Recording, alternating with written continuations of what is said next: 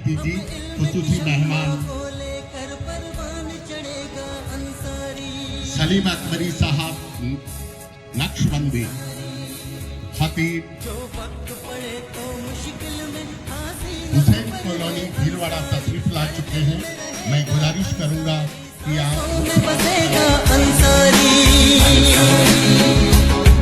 अब इल्म की शम्मा को लेकर परवान चढ़ेगा अंसारी, जो वक्त पड़े तो मुश्किल में आसी न सफर है अंसारी। आईन हिंद का था जिस दिन हुआ निफाज, उस दिन की यादगार है 26 जनवरी।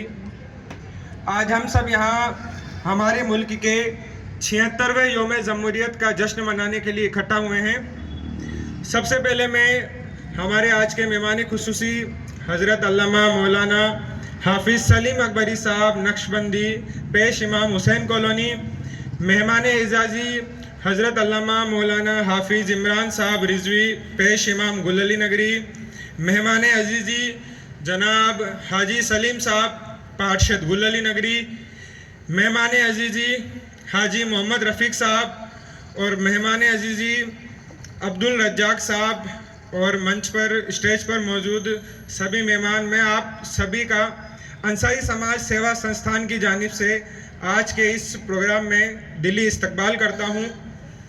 और सबसे पहले मैं अंसारी समाज सेवा संस्थान की जानिब से आप सभी का दिली इस्तकबाल करता हूं। आज हम सब यहाँ हमारे मुल्क अजीज़ हिंदुस्तान के 76वें योम जमहूरियत का जश्न मनाने के लिए इकट्ठा हुए हैं।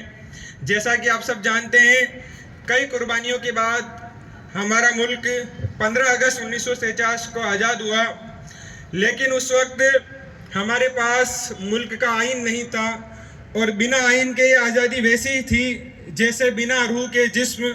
लिहाजा उस वक्त के हिंदुस्तानी रहनुमाओं ने आइन साजी का एक मुश्किल काम शुरू किया और 2 साल 11 महीने 18 दिन की मुसलसल कोशिशों, मीटिंग्स और डिबेट के बाद हमारे मुल्क का आइन वजूद में आया और 26 जनवरी 1950 को ये आइन पूरे मुल्क में लागू हुआ।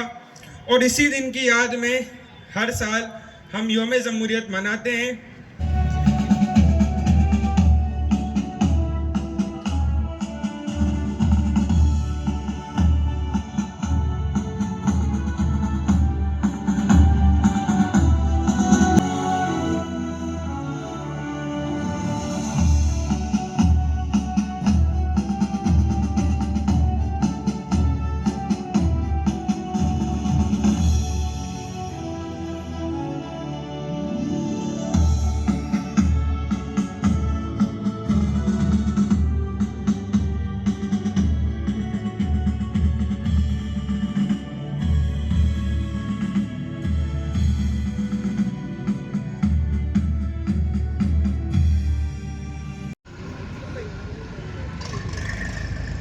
अब मैं अंसारी समाज सेवा संस्थान के नायब सेक्रेटरी जनाब सलीम साहब से गुजारिश करता हूं कि वो स्टेज पर आएं और हमारे आज के मेहमान एजाज़ी हज़रत अल्लामा मौलाना हाफिज़ इमरान साहब को दुपट्टा पहनाकर उनका इस्तकबाल करें।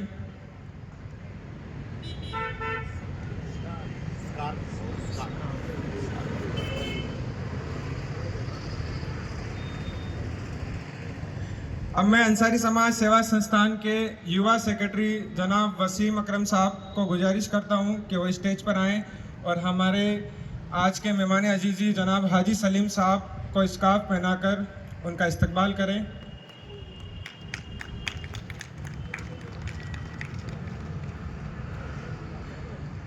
अब मैं अंसारी समाज सेवा संस्थान के कोर कमेटी मेंबर जनाब यूनुस साहब से गुजारिश करता हूं कि वो स्टेज पर आएं और हमारे आज के मेहमान जनाब अब्दुल रज्जाक साहब को स्कार्फ पहना करके उनका इस्तकबाल करें।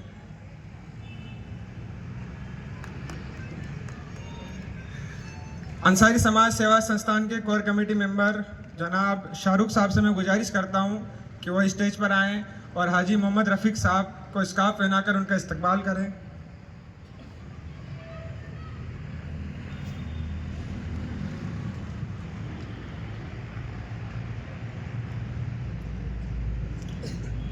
अब मैं हुसैन जी से गुजारिश करता हूं कि वो स्टेज पर आएं और अंसारी समाज सेवा संस्थान के संरक्षक हाजी बरकत साहब को स्कार्फ पहनाकर उनका इस्तकबाल करें।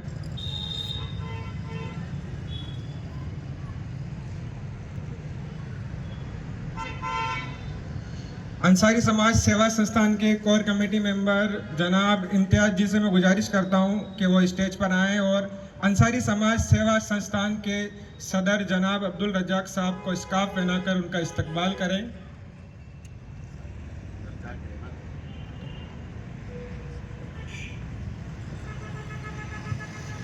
प्रोग्राम को आगे बढ़ाते हुए अब मैं अगली कड़ी में हमारे आज के मेहमान खुसूसी हजरत अल्लामा मौलाना हाफिज सलीम अकबरी साहब को दावत सुखन देता हूं कि वो यहाँ आएँ और आज के इस यौम जमहूरियत के मौके पर चंद अल्फाज कहें।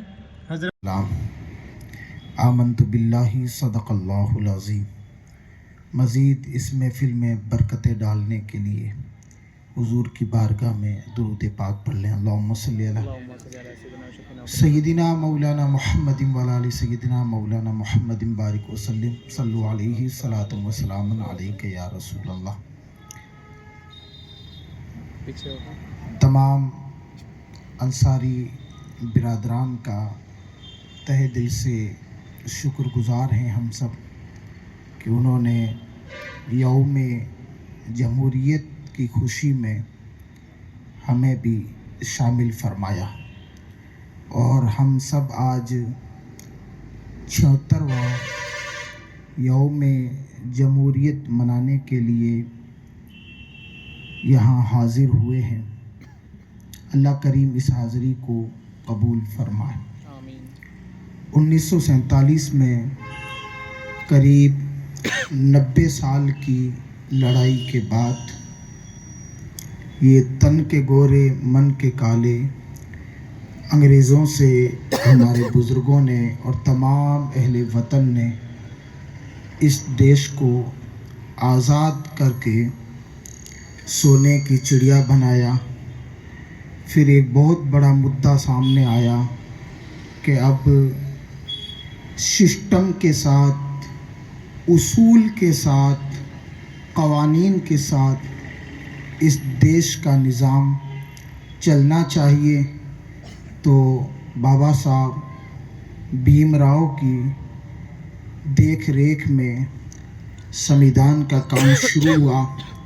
करीब 3 साल की तवील मुद्दत में संविधान बनाया, उसूल बनाए गए, क़वानीन मुरत्तब हुए ताकि इस देश का हर एक नागरिक आसानी के साथ ज़िंदगी गुजार सके और हर एक मज़हब का फॉलोवर्स बिला किसी तकलीफ़ के, बिला किसी चूनो चरा के अपने मज़हब पर अमल कर सके।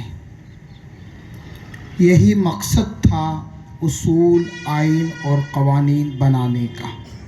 चूँकि हमारे और भी मेहमान हैं, वक्त नहीं है, लेकिन थोड़ी सी गुफ्तगू आपसे मैं ये करूँगा कि हमारा देश तो आज़ाद हो गया, लेकिन हम कब आज़ाद होंगे? अभी भी हम कैद खाने की ज़िंदगी जी रहे हैं, जहालत का कैद खाना, गुर्बत का कैद खाना।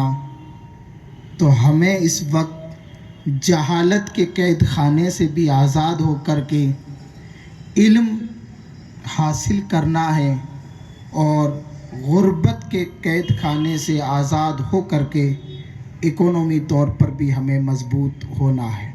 मुसलमानों, अल्हम्दुलिल्लाह आप लोग पढ़े लिखे दानिश्वर लोग मेरे सामने मौजूद हो, क्योंकि मेरी ख़ुद की जो सोच है, हम थ्योरी पर नज़र कम रखते हैं, प्रैक्टिकली दुनिया में कदम रख कर के कौम मिल्लत को सही डायरेक्शन देने का एक काम करते हैं।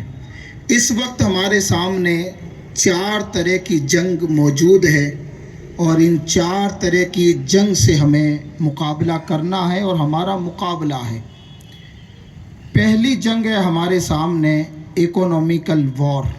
वॉर का माना जंग। यानी इस वक्त हम इकोनॉमी तौर पर कितने कमज़ोर होते जा रहे हैं, इसका अंदाज़ा आप और हम लोग हर वक्त हर जगह लगाते रहते हैं। हमारी शादियां देखें कितनी महंगी, हमारे इदारों के हालात आप सबकी निगाहों से छुपे हुए नहीं हैं। फिल वक्त मुसलमान अपनी इंडस्ट्रीज़ खड़ी करें, कारोबारी तौर पर मुसलमान मजबूत हो और शादियों को सस्ता करके मुसलमान एजुकेशन पर काम करें, इदारों को मजबूत करें। आप ख़ुद देखें, हालांकि मैं एक मस्जिद का इमाम हूँ, 5 वक्ता आम तौर पर इमामों का एक मशगला है या उनकी सोच बन चुकी है कि हमें 5 वक्ता नमाज़ पढ़ानी है, इसके अलावा हमारा कोई काम नहीं है। हमने यहाँ पर भी कौम की फ़िक्र को बदला और जहाँ 5 वक्ता नमाज़ पढ़ाते हैं वहाँ शानदार एक कौम को कंप्यूटर सेंटर भी हमने दिया, ताकि हमारे बच्चे ये पबजी पर बैठ कर के मुजरा न करें, हमारे हाथ में कंप्यूटर भी होना चाहिए। और स्कूल की ज़मीन ले ली, अन करीब इंशाल्लाह 23 फरवरी को एक बहुत बड़ी हमारी कॉन्फ्रेंस है, इंशाल्लाह आप तशरीफ़ लाएँ उसमें, और स्कूल का भी उसमें ऐलान होगा, ताकि जहाँ हमारे बच्चे दीन पढ़ रहे हैं वहाँ पर हमारी कौम दुनिया से भी वाबस्ता हो। आकाए करीम सल्लल्लाहु ताला अलैहि वसल्लम ने सहाबा को फरमाया, तुम यूनानी ईरानी ज़बान सीखो। सहाबा ने अर्ज़ किया, सरकार हम अरबी हैं, सारी ज़बानों की सरदार है, फिर क्या ज़रूरत है। हुजूर ने फरमाया, हमें दीन अरब तक नहीं रखना है, हमें दीन को आगे पहुंचाना है। जब तक यूनानी ईरानी ज़बान नहीं सीखेंगे तो फिर दीन आगे कैसे पहुंचेगा। तो यूनानी ईरानी ज़बान उस ज़माने की ज़रूरत थी, अंग्रेज़ी ज़बान इस ज़माने की ज़रूरत है। हम शादियों पर इतना पैसा खर्च ना करें, बल्कि इकोनॉमी तौर पर हम मजबूत होने की कोशिश करें। वो कौम कभी तरक्की नहीं कर सकती जिस कौम का पैसा औलाद की पढ़ाई से ज़्यादा औलाद की शादियों पर खर्च होता हो। दूसरी, हमने अपनी कौम की फ़िक्र को चेंज किया। पिछली मर्तबा आज इस्लाम का जो सिस्टम है और इस्लामी जो फ़िक्र है, आप ऐसी फ़िक्र किसी मज़हब में नहीं पाएंगे जो फ़िक्र इस्लाम की फ़िक्र है। आप देखें, आपके हाथ में 500 रुपये का नोट रहता है, 100 रुपये का नोट रहता है, 10 रुपये का नोट रहता है, उसके ऊपर लिखा हुआ रहता है, मैं धारक को 50 रुपये रखने का वचन देता हूं। पता चला आप इस अमानत के अमीन हैं, इस पैसे के मालिक नहीं है। ये इस्लामी फिक्र है, ये इस्लामी सोच है। आप देखें, ज़कात जैसा इतना बेहतरीन सिस्टम इस्लाम के अलावा किसी और मजहब में है तो बताएं आप।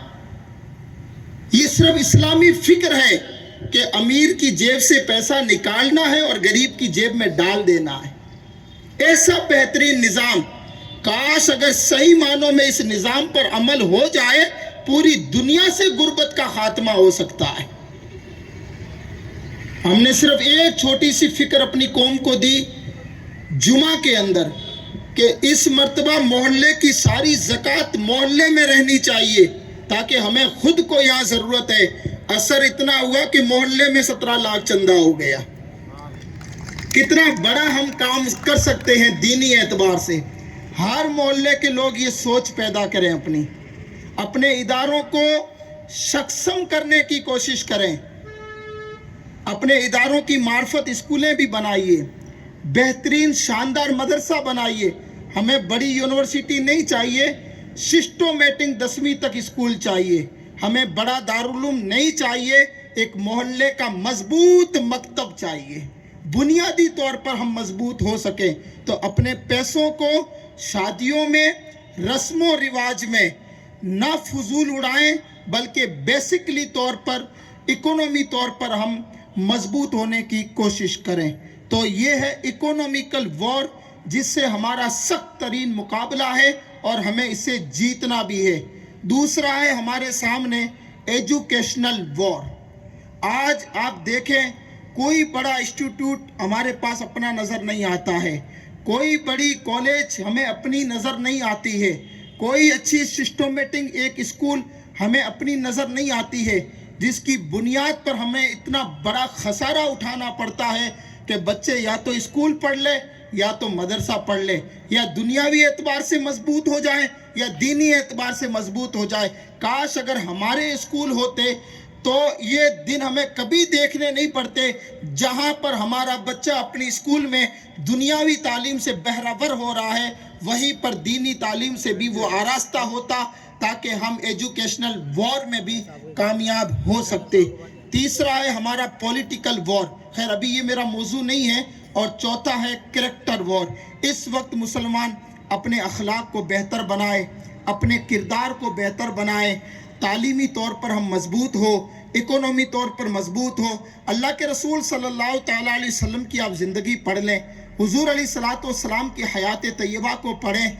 आका करीम सल्लल्लाहु ताला अलैहि वसल्लम इस दुनिया में आए क्यों थे, तो दो लफ्ज़ों में इस बात को समाप्त करें कि हुजूर नाम के इंसानों को काम का इंसान बनाने के लिए दुनिया में तशरीफ़ लाए थे। जिस तरह आज अल्हम्दुलिल्लाह आप यौम जमहूरियत के मौके पर तशरीफ़ लाए, आपने वक्त निकाला, तो खुदारा कभी कभार संडे को इस तरीके से आप वक्त निकालें, महीने में एक मरतबा वक्त निकालें, 15 दिन में एक मरतबा वक्त निकालें, अगले अपने इमाम साहब की सरपरस्ती में निकालें। फिर इस तरीके के वर्कशॉप लगाइए। वर्कशॉप, कभी हेल्थ पर गुफ्तगू करें, कभी करियर पर गुफ्तगू करें, कभी तालीम पर गुफ्तगू करें, कभी इकोनॉमी तौर पर हम मजबूत कैसे हो इस पर गुफ्तगू करें, कभी बिजनेस को लेकर के हम गुफ्तगू करें, ताकि बड़े बड़े जलसों से इस किस्म के जब वर्कशॉप लगेंगे तो इंशाअल्लाह कौम के अंदर बेदारी भी आएगी, कौम के अंदर तालीमी जज्बा भी पैदा होगा, और इंशाअल्लाह और ज़्यादा एक्टिविटी करने का इंसान को एक हौसला भी मिलेगा। इसलिए मैं इन्हीं अल्फाज के साथ अपनी गुफ्तगू को ख़त्म करता हूँ। अल्लाह करीम यौम जमहूरियत के मौके पर जो हम यहाँ जमा हुए, हमारी जो नशिस्त हुई और जो काम की बातें हुई, अल्लाह करीम उस पर अमल की तौफीक बख्शे। बहुत बहुत आप लोगों का शुक्रिया, हमें आपने यहाँ मदू किया, इज़्ज़तें दी। अस्सलामु अलैकुम व रहमतुल्लाहि व बरकातुहू। शुक्रिया हज़रत। जब अपना काफ़िला इस अज़्म व यकी से निकलेगा, जब अपना काफ़िला इस अज़्म व यकी से निकलेगा, जहाँ से चाहेंगे रास्ता वहीं से निकलेगा। वतन की रेत मुझे एड़िया रगड़ने दे, वतन की रेत मुझे एड़िया रगड़ने दे, मुझे यकीन है कि चश्मा यहीं से निकलेगा, मुझे यकीन है कि चश्मा यहीं से निकलेगा। प्रोग्राम की अगली कड़ी में अब मैं हमारे आज के मेहमान एजाज़ी हज़रत अल्लामा मौलाना हाफिज़ इमरान साहब को दावत सुखन देता हूँ कि वो आज के इस यौम जमहूरियत के मौके पर कुछ रोशनी डालें। अल्लाह तबारक व तआला ने फिर एक बार हमें 76वां गणतंत्र दिवस मनाने की तौफीक अता फरमाई। हज़रत सैयदना फ़ारूक़ आज़म रज़ियल्लाहु ताला अन्हु इरशाद फरमाते हैं, अम्मरल्लाहुल बुल्दान बिहुब्बिल औतान। आप इरशाद फरमाते हैं कि अल्लाह तबारक व तआला ने लोगों के दिलों में मुल्कों की मोहब्बत डाल करके उस मुल्क को आज़ादी अता फरमाई है। ये दस्तूर रहा है, ये कायदा रहा है कि जब जब भी लोग अपने मुल्क से बेपनाह प्यार करते हैं, बेपनाह उसे मोहब्बत करते हैं, बेपनाह उसको चाहते हैं, तो फिर बड़ी बड़ी मुसीबतें क्यों ना आ जाएं, मुल्क की खातिर वो हंस कर के बर्दाश्त कर ली जाती हैं। ये गणतंत्र दिवस 26 जनवरी जिसको आसान लफ्ज़ों में बोला जाए तो वाकई हमारे उन वीर सपूत, उन जवानों की कुर्बानियों का नतीजा है कि जिन्होंने इस मुल्क की मोहब्बत की खातिर, इस देश की मट्टी की प्यार की खातिर बड़ी बड़ी कुर्बानियाँ देना बर्दाश्त तो किया, लेकिन मुल्क के ऊपर आँच आने नहीं दी। ये वाकई उनकी कुर्बानियों का नतीजा है, उनकी मोहब्बतों का ये सिला है कि आज पूरा मुल्क जो है एक तरीके से गणतंत्र में हुआ नजर आ रहा है। हर तरफ जो है आपको खुशहाली, खुश आबादी, हरियाली, इधर चिड़ियों की चहक, इधर बच्चों की किलकारियाँ, ये तमाम जो कुछ भी मेरे को और आपको नजर आ रही है, वाकई हमारे बुजुर्गों की ये मेहनतों का और कुर्बानियों का सिला है। अभी हजरत मेरे से पहले बहुत कुछ अर्ज कर गए हैं, मेरे को कोई मजीद कहने की आपसे ज़रूरत नहीं है। सिर्फ इतना कहना चाहूँगा कि न समझोगे तो मिट जाओगे ए हिंदी मुसलमानों। बड़ा मुख्तसर शॉर्ट में बात आपको बता रहा हूँ, न समझोगे तो मिट जाओगे ए हिंदी मुसलमानों, तुम्हारी दास्तान तक भी ना होगी दास्तानों में। ये ज़माने का दस्तूर रहा है और ये सुन्नत इलाहिया हमेशा से है और जब तक दुनिया है रहेगी, कि जब तक बंदा खुद अपने अंदर प्रोग्रेस पैदा नहीं करता, अपने अंदर प्रैक्टिकली तौर पर वो अपने को बदलाव की तरफ नहीं ले जाता, चेंजिंग की तरफ नहीं ले जाता और अपने को बुरी आदतों से लिकार करके अच्छाई की तरफ नहीं ले आता, तब तक अल्लाह तबारक व तआला भी उसके तकदीर के दूसरे फैसले नहीं सादिर फरमाता।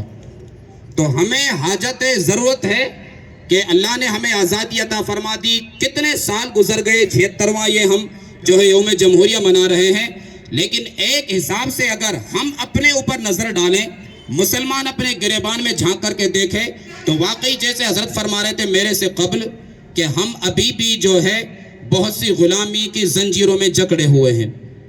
बड़ी सारी जंजीरें मेरे और आपके सामने, हर तरह की जो है मुसीबत और परेशानियों का मेरे को आपको सामना है। लेकिन याद रखिएगा, ये जो दीन मैं और आप जिसके फॉलोवर हैं, जिसको मानने वाले हैं, ये दीन कोई ऐसा दीन नहीं बल्कि ये दीन वो दीन है। मेरा आका इरशाद फरमा के गए कि मैं जो अपने गुलामों को दीन जो दे करके जा रहा हूँ, वो दीन इतना निराला दीन है कि उसका दिन भी दिन रात भी उसकी दिन है।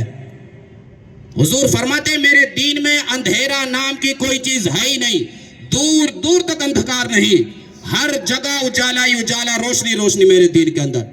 तो इतना निराला और अनमोल दीन पाने के बावजूद फिर भी अगर मुसलमान अंधेरी में डूबा हुआ है, चाहे वो अंधेरी रोशनी के तालीम के लिहाज से हो, चाहे वो अंधेरी उसकी माशी लिहाज से हो, चाहे वो अंधेरी किरदार और उसके नेचर और करेक्टर के लिहाज से हो, चाहे वो अंधेरी उसके आचरण आदत अखलाक के लिहाज से हो, किसी भी तरीके से अगर वो अंधेरी में जकड़ा हुआ है, गिरफ्तार है, तो याद रखिएगा सही मायनों में दीन को उसने फॉलो नहीं किया। मैं गारंटी के साथ कहता हूं कि सही मायने में दीन को फॉलो ही नहीं किया, वरना मेरा कौम मौला जो दीन दे के गए उसके अंदर अंधेरा है ही नहीं। वो इतना निराला दीन है, इतना अनमोल दीन है, फिर भी अगर अंधेरे में जी रहे हैं, हमारी बदनसीबी महरूमी है। आज अल्हम्दुलिल्लाह मोहल्ले मोहल्ले में मस्जिदें, मोहल्ले मोहल्ले में मदरसे, हर गली कूचे में स्कूलें बनी हुई हैं। हर शहर के अंदर एक नहीं बल्कि कई कई टॉप लेवल के कॉलेजेस और स्कूल्स और हाई लेवल के जो इंस्टीट्यूट और ये इसी तरीके से कोचिंग सेंटर्स हर जगह मौजूद हैं। इसके बावजूद हम जो पिछड़े हुए हैं, क्या किसी और की कमी है? मेरी अपनी कमी है, मेरी अपनी खराबी है, मेरी अपनी महरूमी है कि मैं अभी इन जैसी तालीमों से, इन जैसे बड़े बड़े लेवल के ऊंचे संस्थान से जो महरूम हूँ, ये हमारी अपनी कमी है। इसलिए अल्हम्दुलिल्लाह नौजवानों ने ये बेड़ा उठाया और मैं तो यूँ दुआ करता हूँ कि अल्लाह तबारक व तआला इन तमाम नौजवानों को जो इस जैसा कार्य कर रहे हैं, अल्लाह ताला उन्हें दिन दोनी रात चौगनी प्रगति अता फरमाए, तरक्की अता फरमाए, कामयाबी अता फरमाए। बड़े खुशनसीब हमारे नौजवान कि जिन्होंने ये बेड़ा उठाया इस सोच के साथ, इस जहन के साथ कि अल्लाह तबारक व तआला शायद के हमारे ज़रिए से हमारी कौम के अंदर बेदारी करते। याद रखिएगा, बड़ी आखिरी बात कर रहा हूँ, दुनियावी तालीम के साथ साथ इस्लाम जो है हमारा एक बुनियादी उसूल है। इस्लाम के बगैर सिर्फ अगर दुनियावी तालीम हासिल कर भी ली जाए तो मेरी नज़र यह है कि वो कोई फ़ायदा आपको नहीं देगी, बिल्कुल फ़ायदेमंद नहीं होगी। दुनियावी तालीम के साथ साथ प्राथमिक तौर पे इस्लाम की नॉलेज लेना ज़रूरी है, वरना इसी सिर्फ और सिर्फ खालिस स्पेशली प्योर दुनियावी तालीम ही का नतीजा है कि हमारी बच्चियों के साथ जो एक खिलवाड़ हो रहा है, उसी का नतीजा है। याद रखिएगा, ये बातें ऐसे ही मौक़ों पे की जा सकती हैं, वरना हमारी कौम के पास वैसे तो सही पूछा जाए तो दीन सुनने के लिए टाइम ही नहीं है। पूरे पूरे दिन चाय पिएंगे, इधर उधर बैठे रहेंगे, गपशप लगाएंगे, वक्त है जुमे में 5 मिनट ऊपर जाए तो वो हजम नहीं। इसी तरीके से ऐसे खास इवेंट पे अगर थोड़ा सा टाइम फालतू चला जाए वो भी व्यर्थ और फिजूल उसको समझते हैं। तो याद रखिएगा, ये दुनियावी तालीम के साथ साथ ज़रूरी है कि दीनी तालीम अव्वल फरीज़ा समझा जाए, अव्वल प्राथमिक अपनी प्राथमिकता इसको दी जाए कि दीनी तालीम ज़रूरी है। और ख़ास तौर से बच्चियों के लिए, खास तौर से टारगेटेड जो मुसलमानों में जो तबका है वो मेरी और आपकी बच्चियां हैं, बहनें हैं, बेटियां हैं। इसलिए नौजवानों इस तरफ और कदम उठाइए। इंशाल्लाह हमसे आपको जो भी सपोर्ट चाहिए, जो भी मदद चाहिए, जिस मैदान में भी चाहिए, इंशाल्लाह आप याद करेंगे, हम आपके साना पशाना वहां नजर आएंगे। अल्लाह तबारक व तआला मुझे और आपको कहने और अमल की तौफीक अता फरमाए, आमीन।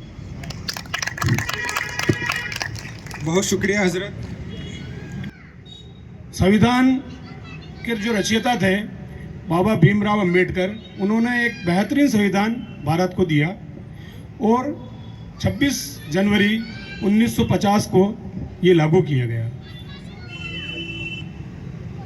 वैसे तो देश आज़ाद हो चुका था और देश चल भी सकता था, लेकिन देश आज़ादी के बाद संविधान लागू क्यों करना पड़ा? क्योंकि कोई भी देश चलने के लिए कानून जरूरी होता है। अगर कानून नहीं होगा तो देश में दूसरी जो गलतियां या गुमराहियां हैं वो बहुत ज़्यादा फैल जाएगी। इसीलिए हर देश का एक कानून होता है और हमारे भारत देश में भी 1950 को भीमराव अंबेडकर के द्वारा एक बेहतरीन संविधान का निर्माण किया गया और उसे लागू किया गया, जो आज हमारे बीच में लागू है। वैसे तो सभी पूरे दुनिया में सबसे बड़ा जो संविधान है वो हमारे भारत का है। बहुत ही बड़ा संविधान लिखा गया जिसमें हिंदू, मुस्लिम और सभी जाति के लोगों ने मिलकर इसको लिखा। उसके बावजूद भी जब ये कानून लागू हुआ, लागू के बाद में आज जो हालात हैं, बीजेपी सरकार या एनडीए सरकार हम कह लें, उसके बाद ये हालात हैं कि वो जो कानून लागू हुए हैं उनको सही तरीके से चालू नहीं रहने दिया जा रहा है। बहुत सारी खराबियां पैदा कर दी गई है, मनुवाद लागू कर दिया गया है और करीब करीब बहुत सारी खराबियां आप सभी को मालूम ही है भाइयों और दोस्तों कि बहुत सारी कमियां और बहुत सारे परेशानियां मुस्लिमों के ऊपर और दलितों के ऊपर की जा रही है। क्योंकि मैं एक पार्षद हूँ और राजनीतिक मंच से आया हूँ, तो इसलिए मैं आपको ये बात बता रहा हूँ कि राजनीति में शिक्षा के ऊपर तो मौलाना साहब, दोनों मौलाना साहब और ये बता ही चुके हैं, लेकिन राजनीति के ऊपर मैं आपको ये बताना चाहता हूँ कि हमें शिक्षा के साथ साथ राजनीति के अंदर भी आना चाहिए। आज लोग धीरे धीरे राजनीति से दूर होते जा रहे हैं, लेकिन राजनीति में अगर हम नहीं आएंगे तो राजनीति करना इसलिए जरूरी है क्योंकि आगे कलेक्टर साहब हैं, एसपी साहब हैं, विधायक महोदय हैं, मुख्यमंत्री हैं, प्रधानमंत्री हैं, इन सबसे बात करने के लिए हमें एक स्टेप बाय स्टेप जरिया चाहिए। उस जरिए के लिए हमें उसी रास्ते पे चलना पड़ेगा। अगर एक आम आदमी जाएगा तो कलेक्टर साहब से मिलने के लिए 4 घंटे भी लग सकते हैं, 8 घंटे भी लग सकते हैं, लेकिन पार्षद जाएगा तो वो जल्दी सुनवाई हो जाती है। लेकिन वहीं एक विधायक जाएगा तो उसकी और भी जल्दी सुनवाई होगी, एक सांसद जाएगा तो और जल्दी सुनवाई होगी। तो हमारे समाज को धीरे धीरे हमें आगे बढ़ाने के लिए शिक्षा और इकोनॉमी और जो मौलाना साहब ने छोड़ दिया था एक पॉइंट इसका राजनीति का, वो मैं ये कहना चाहता हूँ कि उसमें भी जाना जरूरी है। उसमें अगर हम नहीं जाएंगे तो धीरे धीरे धीरे गलत लोग इसमें आते जाएंगे और जब गलत लोग आ जाएंगे तो गलत चीज़ें होगी, गलत गलत काम होंगे। तो हमारे अच्छे लोगों को आगे आना चाहिए, अच्छी राजनीति करनी चाहिए और अच्छे से अच्छे काम करने की कोशिश करनी चाहिए। मैं भी वार्ड नंबर 49 से पार्षद हूँ, पूरी कोशिश रहती है कि आप लोगों का साथ दूँ, अच्छे से अच्छे काम करूँ। हो सकता है आगे कोई अड़चनें आ जाती है तो कुछ काम नहीं हो पाते हैं, लेकिन मेरी तरफ से पूरी कोशिश होती है कि मैं उन कामों को निपटाऊँ और अच्छे से अच्छा करने की कोशिश करूँ। आगे भी मैं इंशाल्लाह आप लोगों के हर एक वादे पर खरा उतरने की कोशिश करूँगा। और इस 26 जनवरी के मौके पर आप सबको एक बहुत बहुत मुबारकबाद देना चाहता हूँ। अंसारी समाज को भी मुबारकबाद देना चाहता हूँ कि बहुत अच्छी पहल जो साल 1.5 साल से कर रखी है, लगातार कार्य करती जा रही है। प्रतिभा सम्मान समारोह, ब्लड डोनेशन कैंप और भी कई तरीके के सामाजिक कार्य कर रही है। इंशाल्लाह आने वाले वक्त में मैंने सुना भी है कि सम्मेलन वगैरह ऐसे बड़े काम भी अंसारी समाज के द्वारा किए जाएंगे। तो इंशाल्लाह अल्लाह से दुआ है कि अंसारी समाज के इस सेवा संस्थान भिलवाड़ा को अल्लाह ताला बहुत बहुत बरकतें अता फरमाए। अस्सलाम वालेकुम, जय हिंद। साथियों, जैसा कि सबको पता है आज कि हमारा देश का 76वां गणतंत्र दिवस हम मना रहे हैं लेकिन आज हमारे देश के अंदर जिस कौम ने इस देश को आज़ाद करवाकर, इस देश के लिए खून बहाकर, जो इस देश को अपना सब कुछ लुटाया है, और फिर इस देश को लुटाने के बाद जो इस देश के अंदर रह गए हैं, हिंदुस्तान पाकिस्तान बंटवारे की बात कर रहा हूं मैं, जो इस देश के अंदर रह गए हैं, इस देश के अंदर ये दिलासा दिया गया था कि हम एक ऐसा कानून बनाएंगे कि इस देश से जो मुस्लिम हैं, जो ईसाई हैं, सबके फायदे का और सबके लायक कानून बनाया जाएगा। और ऐसा कानून बनाया भी गया और वो कानून हमारे देश में चल भी रहा है। लेकिन साथियों, आज हम लोकली बात करें कि एक थाने के अंदर एक हमारा 70 साल का बुजुर्ग भी चला जाता है और ये कहता है कि मेरे इस बेटे के साथ ये हुआ, रिपोर्ट लिख लो, तो उस बुजुर्ग के साथ ये किया जाता है कि उसको बंद कर दिया जाता है और 3-3, 4-4 दिन तक उनका रिमांड लिया जाता है, सिर्फ इसलिए कि तुम रिपोर्ट लिखाने क्यों आए, तुम्हें क्या अधिकार है रिपोर्ट लिखाने का। ये हमारे देश का जो संविधान है, इतना बेहतरीन लिखा गया है, उसको चेंज कर रहे हैं, उसको बदल रहे हैं। यहां तक कि इस संविधान लिखने में बाबा साहब के साथ जो अदर लोग थे वो मुस्लिम ही थे। उसके बावजूद आज इस देश के अंदर, हमारे देश के अंदर हमें ही सताया जा रहा है, हमें ही परेशान किया जा रहा है और हमें ही भुलाया जा रहा है। साथियों, ऐसे वीडियो, ऐसा पुलिस, ऐसे नेता लोग के भाषण, ऐसे साधुओं के भाषण, ऐसे पता नहीं क्या इस देश के अंदर मुसलमानों ने किया, जो सारी कौमें मुसलमानों के ऊपर टूट पड़ रही है। उसके बावजूद भी मैं इस कौम के सदके जाता हूं कि हमारे इस देश के जो मुसलमान हैं वो इस देश को तरक्की की बात करते हैं,